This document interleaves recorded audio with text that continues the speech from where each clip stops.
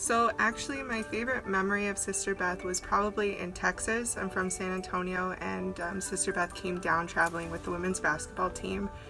She's a friend of my godmother and my grandparents, so we took her out to dinner, and she was just telling me about this great school and how they had this program that she thought would be amazing for me, and she just set it all up, got me a job here on campus to work for her so that I could go to college and work while I went to school, and it was just kind of set my whole life in motion, and I really owe so much to her.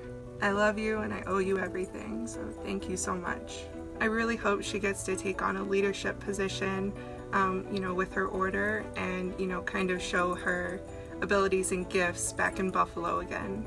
So I'm really excited to see what she gets to do there now.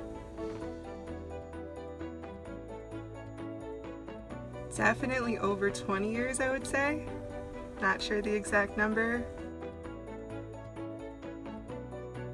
It's a lot.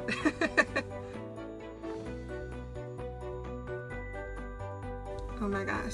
I'm pretty sure there's these chocolate chip ones that have like sea salt caramel on it. It's amazing. Thank you, Sister Beth.